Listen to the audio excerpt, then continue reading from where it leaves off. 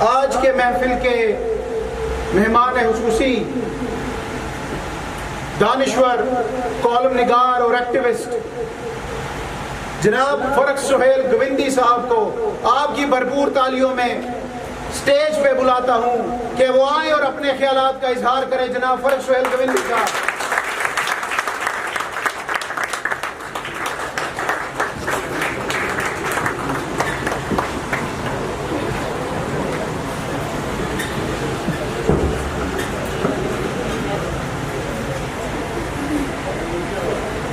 جموں و Kashmir workers party کے سربراہ جناب مخدوم عالم صاحب، آفاق پارٹی کے کارکن ساتھیوں، میری بیٹیوں، بہنوں، بھائیوں، نوجوانوں، السلام علیکم. مجھے میرپور بڑا پسند ہے اور جس کو نظریاتی ہم آہنگی کہتے ہیں نا، وہ ذرا دیکھیں. میرے دوست ہیں پروفیسر رضی حیدر، پاکستان کے بہت بڑے استاد ہیں، اردو شعبہ اردو میں پڑھاتے رہے ہیں اپنے کالج میں. انہوں نے 4 دن پہلے جب میں نے کہا کہ میں نے میرپور جانا، کہتے ہیں رہنے کے لیے ایک ہی شہر ہے پاکستان میں، میرپور. میں نے کہا چند سال پہلے میں خصوصی طور پر میرپور دیکھنے آیا. اپنی والدہ اور والد مرحوم کو، میری شریک حیات کرنام سے ہیں جس کو جنت النظیر کہتے ہیں دنیا میں. تو میں نے کہا یہ شہر رہنے والا ہے. اور میں اکثر کہتا ہوں کہ میں لاہور سے اٹھا گیا ہوں. اس شہر کے لوگ بھی خوبصورت ہیں، اس شہر کی گلیاں، وادیاں اور صفائی اور روشن خیال شہر ہے. موسم بھی اچھا ہے. اچھا جی، بات رضی صاحب کو کہی، یہ جو نظریاتی ہم آہنگی ہوتی ہے نا، یہ بہت طاقتور ہوتی ہے. یہ ملکوں، وطنوں، قوموں، ذاتوں، برادریوں، عقیدوں سے بلند ہوتی ہے، جو فکر کا تعلق ہے. اور یہ کبھی کبھی حیران کن حد تک آپ کو ایک چھوٹے سے سوراخ سے کہیں لے جاتا ہے. جیسے آفاق میرے ساتھ رابطے میں یہ نوجوان تھا اور میں اس کو کوئی خاص لفٹ نہیں تھا کراتا تھا. سچ بات ہے، عام سا جب میں نے گفتگو سنی عام نہیں تھی. میں نے کہا یہ تو بہت فلسافیکلی کلیئر ہے. میں نے اس کی محبت اور نظریے کے ساتھ پختگی اسے دیکھی کہ مجھے ملنا چاہتا تھا. میں کرونا میں 2 سال زیادہ وقت باہر رہا، تو اس دوران نے جب آپ آئیں گے تو آئیں. میں بیمار رہا آ کے، کہتے میں آ رہا ہوں. میں نے کہا آنا ہے تو 12 بجے آؤ، چونکہ میں ٹائم کا بڑا پابند ہوں. تو جب پہنچا تو بڑی دیر ہم گفتگو کرتے رہے. میں نے کچھ ایڈوائزز کی، کیسے پالیٹکس کرنی ہے، پڑھنا بڑا ضروری ہے، روزی ضرور کمانا، محتاج نہ ہونا کسی کا فائنینشلی. پھر میں نے پوچھا کیسے ہے، کہتے وہ بس نہیں تھی نا ملی تو میں موٹر سائیکل پہ آ گیا. وہ پھر میں نے سوشل میڈیا پہ یہ اسٹوری لکھی اور لوگ بڑے خوش ہوئے. میں کہ ایک انقلابی نوجوان ہے. مخدوم عالم صاحب آپ کو مبارک ہو، آپ بہت شاندار کام کر رہے ہیں. میں اس مظاہرے اور اس تنظیم کو دیکھ کر جو نظم و ضبط، سلیقہ، ڈیسنسی، فکری آپ کی جماعت میں ہے، یہ امید ہے آزاد جموں کشمیر اور اس طرف کے کشمیر کی کہ ایک جمہوری عوامی بنیاد بنا رہے ہیں. یوم مئی کا تو آپ کو پتہ ہے، میں ملی جلی باتیں کروں گا. یہ جو تعلق ہے نا طبقاتی، یہ فکر کا تعلق ہے. کارل مارکس مزدور نہیں تھا، لینن مزدور نہیں تھا، مڈل کلاس تھا، لیکن انہوں نے پوری زندگی محنت کشوں کے لیے وقت دیا. انسانی تاریخ میں جو پہلی ہڑتال ہوئی وہ اہرام مصر بنانے والوں کا پتہ چلتا ہے کہ انہوں نے اسٹرائک کیا. جو مزدوروں کی پہلی اسٹرائک تھی، جو مزدوری اور غلامی تھی، اور اس کے بعد اس جدوجہد کو دیکھی کتنا وقت لگا. شکاگو میں جا کر محنت کشوں نے اپنے اوقات کار طے کرنے کے لیے. ابھی بھی میں یورپ گھومتا ہوں تو کئی پاکستان سے دوست آتے ہیں تو وہ چاہتے ہیں کہ میں میرے ساتھ، چونکہ میں جہاں گرد بھی ہوں، میں انسانوں کو، تہذیبوں کو، سیاست کو، سیاسی نظاموں کو گھوم کر بھی دیکھتا ہوں. کیونکہ میں اکثر یہ کہتا ہوں کہ جہاں میرا مطالعے کا علم ختم ہوتا ہے، میں مشاہدے کے علم کے لیے نکلتا ہوں. تو میں کہتا ہوں دیکھو یورپ کے اندر آپ کو یہ جتنی انسانی قدریں نظر آ رہی ہیں، ان کے اندر جو مزدوروں کے حقوق، جو عورت کے حقوق، جو مریضوں کے حقوق، اپاہج کے حقوق، کتے کے حقوق، بلی کے، جانور کے حقوق، اگر آپ اس کا گہرا مطالعہ کریں تو یورپ کے ترقی پسندوں کی تحریک کے مرہون منت ہے، یعنی کہ ان کے کیپٹلزم کے اندر بھی ایک سوشلسٹ ٹینڈنسی ہے. یہ بڑی اہم بات ہے. یہاں پر بیٹھا شاید پاکستان کا کوئی دانشور یہ بات نہ سمجھ پائے جب تک وہ یورپ، خصوصاً امریکہ نے یورپ اور یورپ کے 3-4 نظام، سینٹرل یورپ، فرانس، جرمنی اور آئیڈیل اسکینڈینیویا نہ چلا جائے. اسکینڈینیویا یعنی Denmark, Norway, Sweden, Finland, یہ دنیا کی آئیڈیل جنت ہے انسانوں کی. میں وہاں گیا تو مجھے وہ لوگ، میں نے کہا کیسے لوگ ہیں یار، یہ تو خرگوش کی طرح معصوم ہے. یعنی کہ انسان کے اندر نفسا نفسی نہیں ہے جو سرمایہ داری نظام نے امریکہ میں یا یورپ میں پیدا کی ہے. ابھی میں اپنی کتاب کا ذکر کر رہا تھا کہ میں نے آپ کو پیش کرنی ہے. میرا سفر نامہ ہے. 1983 میں میں لاہور سے 4200 روپے لے کے یورپ گیا بلغاریہ کمیونزم دیکھنے. اچھا وہ میرے پاس مشکل کام تھا. میں نے لکھا یہ سفر نامہ، یہ سیاحت نامہ، سیاست نامہ، سماج نامہ ہے. اس میں نے ایک اصطلاح استعمال کی کہ جب میں بلغاریہ گیا تو ٹرین صوفیہ جو کمیونسٹ ملک تھا، جب ٹرین صوفیہ کے اندر داخل ہوئی تو میں لاہور کی ٹرین آتی ہے تو غربت ہی چلتی ہے ٹرین. بمبے میں گیا تو اس سے پہلے 3 دفعہ غربت ہی دلی غربت. اسی طرح ایران میں غربت تو نہیں لیکن وہ نہیں. پاکستان میں تو مردانہ کمزوری کے اشتہار بھی ہوتے ہیں، پھر موت کا منظر کے بھی اشتہار ہوتے تھے.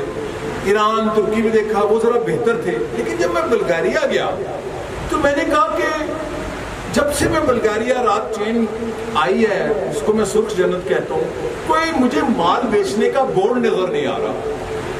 کوئی عورتوں کی تصویریں، ہاتھ میں درانتری پکڑی ہوئی ہے، کوئی بچوں کا خوشہ پکڑے، کوئی مزدور نے ہتھوڑا پکڑے، مجسمے. یہ مال نہیں کہ خریدار نہیں، یہ فنکاروں کا شہر ہے. تو میں نے پھر جو بلغاریہ دیکھا، یہ میں آپ کو عملی، یہ سرمایہ دار آج بھی یوٹیوب پر آپ جائیں یہ چیزیں نہیں دکھائیں گے. سرمایہ دار اتنے استاد ہیں وہ آپ کو اور چیزیں دکھا رہے ہوں گے، مولوی کا کوئی نعرہ لگاتے ہوئے یا اور قسم کا. میں یہ بڑی سنجیدہ بات کروں. سوشل میڈیا جس کو بڑا ٹول سمجھے بیٹھے، آج ہی میں نے لکھا ہے کہ سرمایہ داری نے یہ لوگوں کو گمان کر دیا کہ وہ گھر میں بیٹھے بٹن سے انقلاب لے آئیں گے. نہیں، ہمیں انگیج کر دیا. انقلاب سڑک پر آئے گا، جو آپ نعرہ لگا رہے تھے کہ گلیوں اور کھلیانوں میں جدوجہد کرے گا.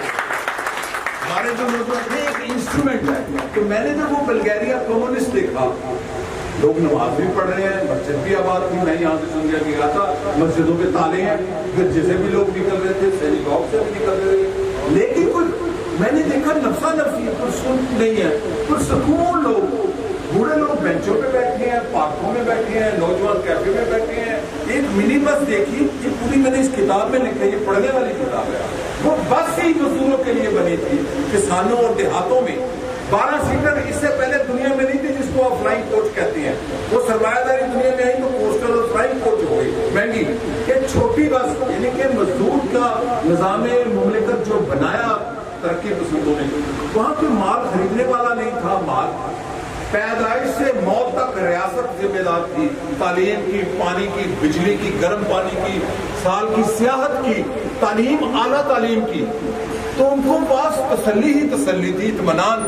میں نے اس کو لکھا اشتراکی انسان، یعنی کہ ایسا انسان جو نفسا نفسی مال لین دین، یہ جس کو کہتے ہیں لین دین ڈیل کر لو، جو ہماری پالیٹکس میں اس کی ڈیل ہو گئی جی. جیسے نیب میں ڈیل ہوتی ہے، پہلے مال لوٹو 10 ارب کا، پھر 1 ارب دے کے ڈیل ہو گئی بندہ باہر. یہ ہے وہ سرمایہ داری نظام. تو یہ جو نظام ہے دنیا کا اس وقت، جو امریکی سامراج اور اس کے گماشتے دنیا میں دنیا کو یہ تسلی دلا دی گئی ہے کہ دنیا بدل گئی ہے، شاید موبائل سے بدل گئی ہے. پاکستان میں تو یہ سمجھا گیا 2002 کے بعد، آپ چونکہ مڈل کلاس کے پڑھے لکھے لوگ ہیں، کہ جی میڈیا آزاد ہو گیا، اب تو بہت فکر عام ہے. کون سی فکر عام ہوئی؟ 20 سال ہو گئے میڈیا آزاد ہوئے، کون سی فکر؟ ہماری فکروں کو کنٹرول کر دیا گیا. 8 سے 12 بجے تک ہمیں 20-30 اینکر چلاتے ہیں. پاکستان کے چومسکی سارے اینکر ہیں، پاکستان کے جو کارل مارکس ہیں وہ 10-20 اینکر ہیں جو لوگوں کے ذہنوں کو کنٹرول کرتے ہیں. اور 3-4 قبائل ہیں سیاسی. ایک اینکر، ان کا نام میں نے رکھا ہے بولچی. یہ تو سیاسی جماعتوں کے بولنے والے ہیں ان کا دفاع ایک پارٹی کا دفاع کرتا ہے، دوسرا پارٹی کا کرتا ہے، تیسرا لوگ سمجھتے ہیں بڑا سیاسی شعور بلند ہو رہا ہے. کوئی ایک کو کہتا ہے یہ بڑا اچھا تھا لیڈر تینوں جماعتوں کے، دوسرا کہتا ہے یہ بڑا اچھا تھا. ہمیں ان کی فکر ہے، ان کا بیٹا بڑا اچھی تقریر کر رہا ہے، اس کی پوتی بڑی اچھی تقریر کر رہی ہے. اگر فکر نہیں ہے ہمیں تو اپنی نہیں ہے. ہمیں فکر ان لیڈروں کے بیٹوں بیٹیوں کی ہے، مزدور اور مزدوروں کے بیٹی اور بیٹوں کی نہیں ہے. میں ہمیشہ ایک بات کہتا ہوں کہ پاکستان بدل سکتا ہے، 1973 کے آئین کے تحت بدل سکتا ہے. جو مخدوم عالم صاحب جدوجہد کر رہے ہیں وہ پاکستان کی ایک شکایت جو کوئی نہیں بتاتا، آرٹیکل 3 آئین کا 73 کا پاکستان میں مزدوروں محنت کشوں کے وہ سارے حقوق دلا سکتا ہے جو آپ کی پارٹی کا یا دوسری ترقی پسند پارٹی کا مینیفیسٹو ہے. وہ ایک لمبی تفصیل ہے کہ آرٹیکل 3 کیسے پاس ہوا تھا. پوری اسمبلی میں جاگیردار اس کے مخالف تھے. بابا سوشلزم شیخ محمد رشید نے یہ آرٹیکل رکھوایا اور منظور کروایا اور اس کے لفظ بدلوائے کہ اس میں سے سوشلزم نکالو. آرٹیکل 3 پاکستان کو بدل سکتا ہے. میں تو اس سے بھی کم پہ کمپرومائز کر گیا ہوں کہ آپ 2 کام کر دیں، بے زمین کو زمین دے دو، بے تعلیم کو تعلیم دے دو، یہ خود ہی بدل دیں گے پاکستان کو. مجھے ایکٹنگ دیکھ کے کہتے ہیں میری بڑی دعا ہے آپ کامیاب ہو جائیں، انشاءاللہ آپ کامیاب ہو جائیں گے. میں کہا دعا نہیں مجھے چاہیے، کام چاہیے جیسے آپ نے کیا. منو بھائی تھے ہمارے دانشور دوست، پاکستان کے ترقی پسند تحریک کے ایک نمایاں نام تھا. کالم نگار تھے، ڈرامہ نگار تھے، صحافی تھے، شاعری بھی کرتے تھے. ان کی ایک نظم ہے، یہ میرا موٹو ہے پچھلے 8-10 سال سے. کہتا ہے کی ہویا کچھ نہیں ہویا، کی ہویا کچھ نہیں ہویا، کی ہوئے گا کچھ نہیں ہونا، کی ہو سکتا ہے کچھ نہ کچھ تو ہوتا ہی رہتا ہے. جو تو چاہنا ہے وہ نہیں ہونا، وہ نہیں جانتا کرنا پہنتا ہے. عشق سمندر ترنا پہنتا ہے، سکھ نہیں دکھ بھی جھلنا پہنتا ہے، حق دی خاطر لڑنا پہنتا ہے، جیون لئی بھی مرنا پہنتا ہے. کچھ نہیں ہونا جب تک ہم جدوجہد نہیں کریں گے، جیسے یہاں نوجوانوں نے کہا. اور جدوجہد پرامن ہی ہوتی ہے، یاد رکھنا. اور جدوجہد کامیاب تب ہوتی ہے جب فکر کی تحریک، علم، معلومات اور فلسفے، انسانی عوامی فلسفہ جب لوگوں میں عام ہو جائے. تلوار سے، بندوق سے، بلٹ سے کوئی تحریک کبھی کامیاب نہیں ہوتی، فکر سے ہوتی ہے. اور فکر کتنی بڑی طاقت ہے، اتنی بڑی طاقت کہ جب یہ عام ہو جائے تو اس کو کوئی نہیں روک سکتا. میں چونکہ ترکی پہ بڑا لکھتا ہوں، میرا ایک ایریا آف انٹرسٹ ہے. یہ جو ترکی آپ دیکھتے ہیں نوجوان نے ای لکھا ہوا ہے، یہ ای کا مطلب اچھا ہوتا ہے ترکی میں. ویسے وہ ڈرامے میں کچھ اور طرح دکھایا ہے اس کا معنی. یہ جو ترکی کیسے بدلا ہے، یہ تھا ترک نے بدلا ہے. آپ جا کر دیکھیں کتنا زندہ ہے. اچھا وہ پروگریسو نہیں تھا لیکن روشن خیال تھا. آپ کو ایک راز کی بات بتاؤں، جس چی گویرا کو ہمارے دنیا بھر کے ترقی پسند آئیڈیلائز کرتے ہیں، جو دنیا کے نوجوانوں کا آج بھی ہیرو ہے، جب وہ مرا اس کو قتل کیا امریکی CIA نے تو اس کے بیگ سے جو کتاب نکلی تھی وہ نطق تھی. مصطفیٰ کمال پاشا عطا ترک کے 36.5 گھنٹے کا خطاب ہے، وہ ترکی کو بدلنے کا. ترکی کے اندر قرآن پاک کے بعد سب سے زیادہ پڑھی جانے والی جو کتاب ہے نطق ہے. اس کے اندر ایک مسلم معاشرے کو روشن خیال، کامیاب معاشرہ، کامیاب ریاست بنانے کا پورا فلسفہ زیر بحث ہے، جو انہوں نے اپنی پارٹی کی نئی جماعت ملک بننے کے بعد یعنی کہ آزادی لینے کے بعد کیا. نطق ضرور پڑھیں، اس کے کچھ حصے پڑھ لیں کہ ایک قوم جب زوال کی طرف جائے کیسے بن سکتی ہے. میری ایک کتاب ہے جو آپ لوگ پڑھتے ہیں، جس کی وجہ سے میں آج یہاں ہوں، یہ بکھرتا سماج. اس میں میرا ایک انٹرو ہے اور یہ پورا ایک فلسفہ ہے. میں شاید اس پر ایک نئی کتاب لکھوں گا بھرپور، کہ ریاستیں ٹوٹ جائیں، بکھر جائیں تو بن جاتی ہیں. آسٹرو ہنگیرین امپائر دنیا کی سب سے بڑی طاقت تھی پہلی جنگ عظیم کے بعد. وہ آسٹرو ہنگیرین امپائر ٹوٹی, اس کے اندر سے یوگوسلاویا نکلا, چیک ریپبلک نکلی, بڑے ملک نکلے. قوم نہیں تھی مری, ملک بن گئے, قوم زندہ رہی. آٹومن امپائر عثمانی 1923 میں ختم ہو گئے. 1,27,00,000 ترک تھے. فرانسیسیوں نے, برطانیہ نے, الائیڈ آرمی نے طے کر لیا تھا کہ ہم ان کو یہاں مار دیں گے, یہاں ہجرت پہ ان کو مجبور کریں گے اسپین کے مسلمانوں کی طرح, یا کہیں گے کہ آپ کنورٹ ہو جائیں جیسے اسپین میں کہا تھا. اور یہ جو ایاز صوفیہ اس کو گرجا بنانا تھا. یہ میں کہانی نہیں, آج کے واقعات ہیں 7-8 دہائیوں. آٹومن امپائر ٹوٹ گئی, نیا ملک بن گیا. کیوں؟ سماج زندہ تھا. Soviet union, socialist republic of Soviet union, روس ٹوٹ گیا, سماج نہیں ٹوٹا, بن گیا. پاکستان کی صرف ریاست نہیں بکھر رہی, سماج بری طرح بکھر گیا. سماج اس بری طرح بکھرا ہے, اور جب سماج بکھر جائے اس کو بنانا مشکل ہے. ممکن کوئی کام نہیں ہے, اور یہ مشکل کام مخدوم عالم جیسے, آپ جیسے, نغمان جیسے, یہ میری بیٹیاں جو آج اتنے شعور سے تقریر کر کے گئی ہیں, مجھے خوشی ہوئی ہے کہ وہ شمع جو منو بھائی, حسن ناصر, رضی حیدر اور دوسرے ترقی پسند دانشوروں نے, شاعروں نے, ادیبوں نے پاکستان میں, فیض احمد فیض نے, حبیب جالب نے جو شمع جلائی تھی, اس شمع سے نئی شمع جلی ہے. اور یہ جو کشمیر ہے, میرا تو بڑا عشق ہے. میرے ایک دوست ہے کروشیا میں, وہ ایک ترقی پسند دانشور ہے, اور ان کا پبلشنگ ہاؤس ہے میاں بیوی, ان کا نام کشمیر ہے. میری بیگم اور میں نے ان سے پوچھا آپ کا نام کشمیر کیوں ہے؟ اچھا, انہوں نے 2 بڑی دلچسپ باتیں سنائی جو لاہور والوں کو بھی بڑی پسند آئی, میں اپنی کتاب میں لکھتا ہوں. کہتے ہیں میری جو والدہ اور والد جب ان کا افیئر چل رہا تھا کروشیا میں, تو وہ ایک فلم دیکھنے گئے تھے ان دنوں جوانی میں, جو کشمیر سے متعلق تھی ہندوستان کی, اور اس کا نام کو کشمیر کی کلیاں کچھ نام تھا.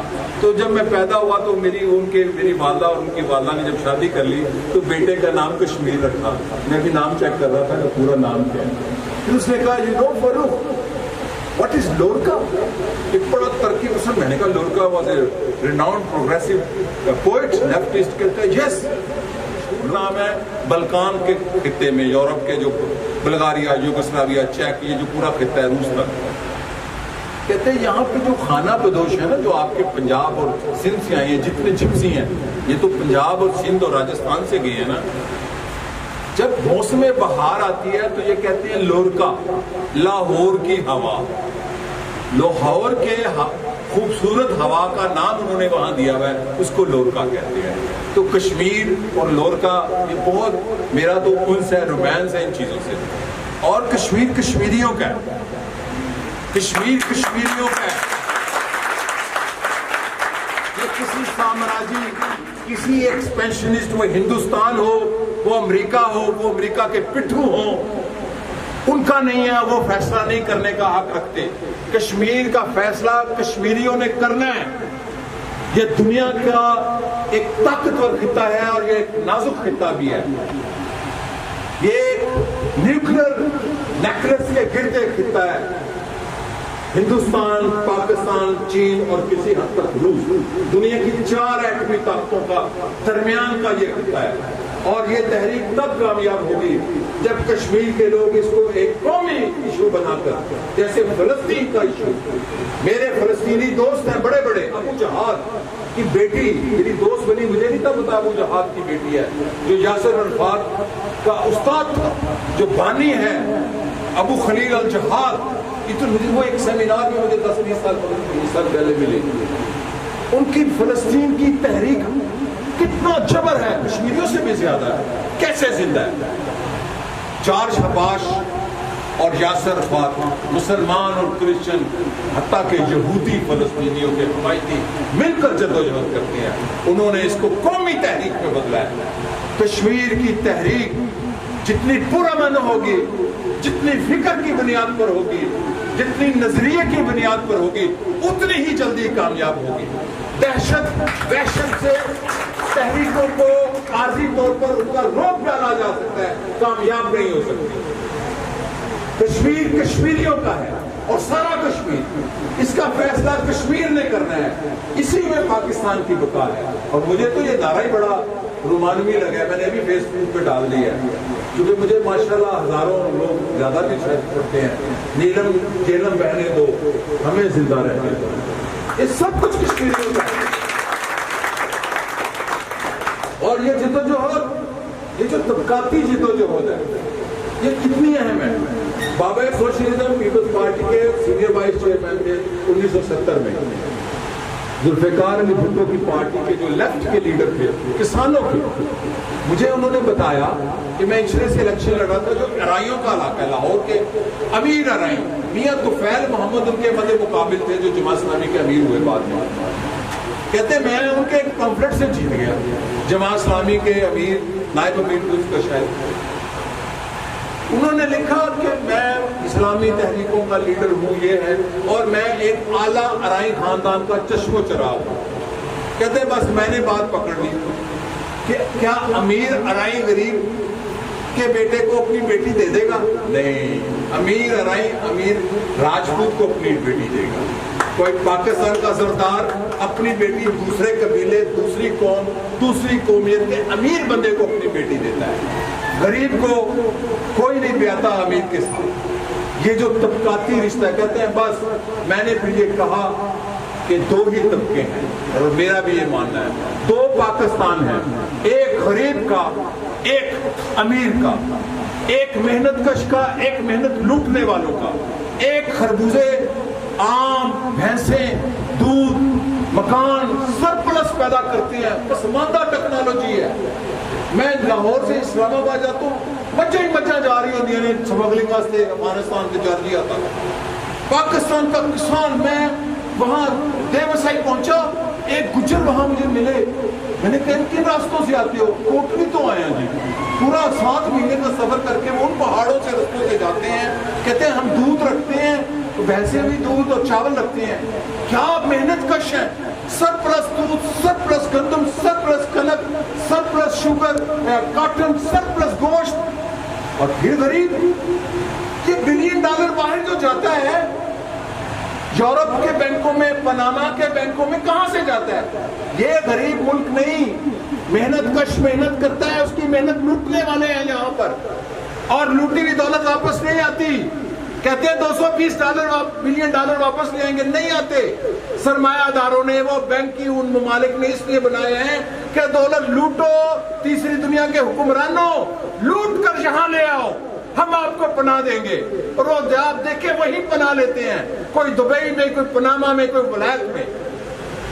یہ ملک پیداوار کرتا ہے، یہ 2 پاکستان ہیں، ایک 5% کا، ایک 95% کا، اور پاکستان کے لوگوں، یہ دنیا کی محنت کش قوموں میں سے ہے۔ اگر یہ محنت کش نہ ہو، یہ جیسے فروٹ میں یہاں دیکھتا ہوں، جیسے دودھ کی دکانیں کھلی ہوئی ہیں، جیسے سب لوگ پھر غریب۔ اس لیے ہمارے جو لانگ مارچ ہوتے ہیں، میں دیکھتا ہوں، ابھی ایک شہزادی لانگ مارچ کر رہی تھی، اسلام آباد جا رہی تھی، وہ بڑے سے لوگ ناراض ہو جاتے ہیں، 4 اس کے غلام تھے، سر پہ ہاتھ رکھتے تھے کہ پل نہ ٹکرا جائے شہزادی کی سر کو۔ شہزادی پیپسی کولا پی رہی سی، اور لانگ مارچ دیکھ سنا ہے، 10,000 میل کا لانگ مارچ موزے تم کا، ایک مرغی چوری نہیں کی کسی اس ریڈ آرمی نے، اور انقلاب برپا کر دیا۔ مجھے تو پاکستان میں سیاسی اصطلاحوں کے ساتھ مذاق بنا دیا، لانگ مارچ، انقلاب، انقلابی قیادت، کوئی بچی نواسی آ رہی، بھی بنا رہی ہے، فلان ماں کی طرح لگتی ہے، فلان بابے، وہ یار ہم ان کے لیے زندہ ہیں۔ وہ ویسے بوڑھوں نے فقیر نہیں رکھے ہوتے، اگے بچے کیتے ہوئے نے، ان لیڈروں نے باپ کے بچے کر دیتے ہیں، اے بچے جا کے ووٹ منگن گے، پیو اگر لگ دی ہے، اے ماں اگر لگ دی ہے، بائی گاڈ سیریسلی کہہ رہا ہوں، بالکل وہی مینٹیلٹی ہے۔ پیچھے ماں پیو بیٹھے نے، میں سیالکوٹ نارو والوں آئی ہیں، وہ بچے خراب مانگ رہے ہوتے ہیں، بالکل وہ موروثیت، خاندانیت، یہ جاگیرداری سے زیادہ خطرناک ہے۔ یہ توہم پرستی مذہب کی نہیں، سیاست کی توہم پرستی ہے، دیوتی اور دیوتا بنا دیا گیا ہے، اور اسلام کا جو سب سے سنہرا اصول ہے وہ شرک ہے۔ اور دوسرا اصول دولت کا ارتکاز، دولت کا ارتکاز ہو رہا ہے، जदोजहद वोट की हो रही है, लंग फैक्ट्रियां रही ने ना, कभी कोई मेले च गया है, धी पुत्र अरबां रुपए बन गए, वो कहां से आए? मेरे पास तो नहीं है, मैं तो अपनी मेहनत करके आता हूँ, अपनी मेहनत से जदोजहद करता हूँ, अपनी मेहनत से सियासत करता हूँ, अपनी मेहनत का सियासत पर लगाता हूँ, जैसे आफाक लगाता है, आप लगाते हैं। और कोई इनकलाबी नहीं हो सकता एनजीओ वाला फंड से। इनकलाबी वही है जो अपना रोजगार खुद कमाता हो, वो इनकलाबी होता है। इनकलाबियों की तारीख पढ़नी है, मार्क्स हो, कोई हो, जो अपनी काश्तकारी करता है, कलम से करे, मजदूरी करे, दुकान चलाए, नौकरी करे, इनकलाबी वो है। मैंने भी आफाक को यही कहा था कि अपना रिस्क घुमाना, तालीम हासिल करना और इनकलाब करना। आज पाकिस्तान में एक वैक्यूम है, खला है। नौजवानों, मेरे बेटियों, बेटों, भाइयों, आप जैसे आग जंगल में लगती है ना, एक इतराज की जरूरत है, एक फलसफे के आज के हालात के मुताबिक एक प्रोग्रेसिव पाकिस्तान चाहिए। ना हमें नया पाकिस्तान चाहिए, ना पुराना पाकिस्तान चाहिए, हमें प्रोग्रेसिव पाकिस्तान चाहिए।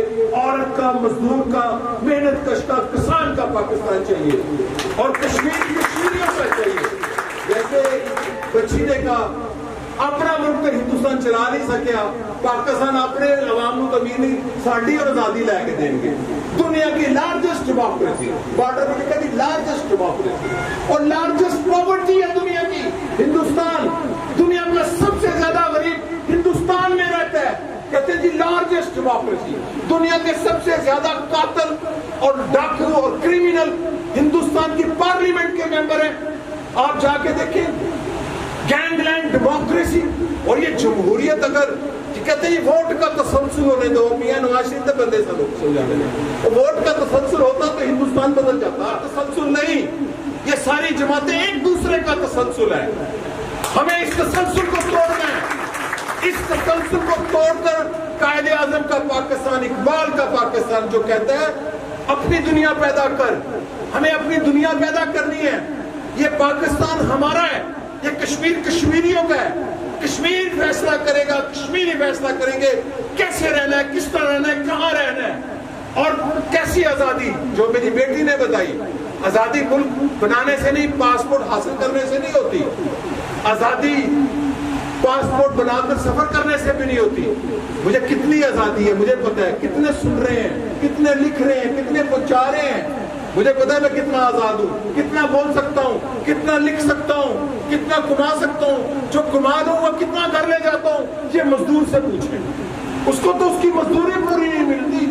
मुझे एक दफा इलेक्शन कैंपेन में इत्तेहाद के साहब के हल्के में गया तो भट्टा मजदूर थे उस हल्के में। मैंने उनके लिए तकरीर की, कहते आपने यहाँ नहीं तकरीर, मैं यहाँ भट्टा मजदूर है वो।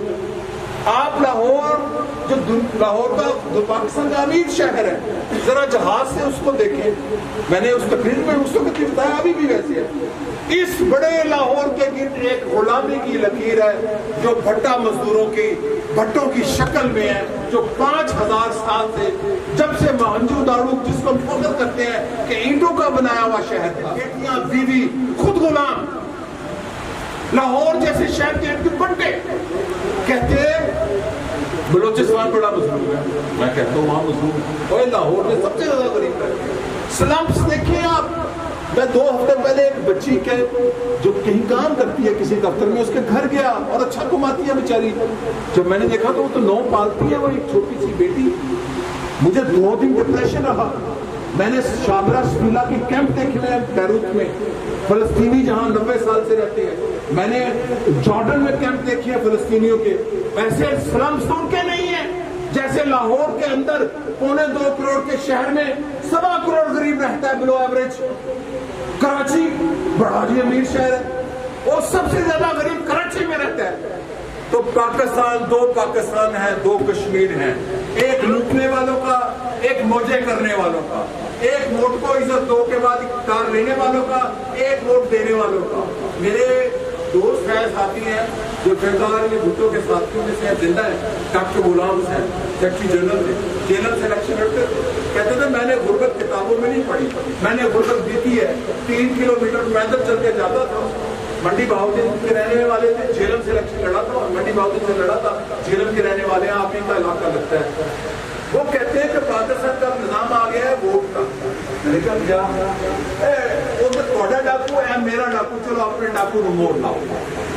ڈاکوؤں کا نظام ہے, یہ ڈاکوکریسی ہے, یہ کوئی ڈیموکریسی نہیں ہے. اور بھارت پاکستان کی ڈیموکریسی کلونیل ڈیموکریسی ہے. برطانیہ نے جب لارڈ کرزن کے ذریعے یہ ڈیموکریسی انٹروڈیوس کرائی, برطانیہ کی ڈیموکریسی ہندوستان اور پاکستان کے ڈیموکریٹک ڈھانچے سے مختلف ہے. یہ کلونیل سامراجی جمہوریت ہے, یہ پروگریسو یا کیپٹلسٹ ڈیموکریسی بھی نہیں ہے. اس ڈیموکریسی میں اعتزاز احسن صاحب جیسے جو اتنی بڑی فیس لیتے ہیں, مجھے اس دن کہہ رہے تھے 36 سے 40 کروڑ لگتا ہے, میں الیکشن نہیں لڑ سکتا. یہ ڈیموکریسی اس کی ہے جو 10 سے 40 کروڑ کا الیکشن لڑے. تو ہمیں ایک ایسا فکری جمہوری عوامی انقلاب لانا ہے, فکر کا, علم کے ذریعے, گفتگو کے ذریعے, تعلیم کے ذریعے, اسٹڈی سرکل کے ذریعے, کتاب کے ذریعے, سوشل میڈیا پہ علم پھیلانے اور شیئر کرنے کے ذریعے. اسی سرمایہ دار کا سوشل میڈیا, اس فکر کو عام کرنے کے لیے ہم کریں. ہم کسی کے خلاف نہیں ہیں, کسی خاندان, بادشاہ, دربار, سیاسی دربار, کسی باپ, پوتے, نواسے, کسی کے خلاف نہیں ہیں. ہم اس نظام کے خلاف ہیں جنہوں نے پاکستان کے محنت کشوں کو غلام بنا کے رکھا ہوا ہے, جنہوں نے عورت کو محکوم بنا کے رکھا ہے. 8 مارچ کا میں نہیں حامی, عورت کا 1 مارچ ہو گیا 8 مارچ, جس میں کوئی غریب عورت نہیں ہوتی. یہاں کی عورت پورا سال غلام ہے. یہاں کی عورت 2 قسم کی غلام, ایک وہ مرد کی غلام, ایک وہ نظام کی غلام. یہاں کا مرد بھی غلام, یہ بھی سوچو. تو اس نظام کو جب تک ہم نہیں بدلیں گے, اور وہ بدلے گا جب جاگیرداری, سرمایہ داری, سامراجیت کے خلاف ہم اپنی اس فکر کو عام کریں گے جو آپ نوجوانوں کے پاس ہے, اور اس فکر کو عام کریں. ہم اس کو ایک ایسا شاندار انقلاب پاکستان کے دہانے پر کھڑا ہے جو لوگوں کے شعور سے برپا ہوگا, جذبے سے نہیں, جوش سے نہیں. جو تیر کمان ہوتا ہے اس کے اندر 2 چیزیں ہوتی ہیں.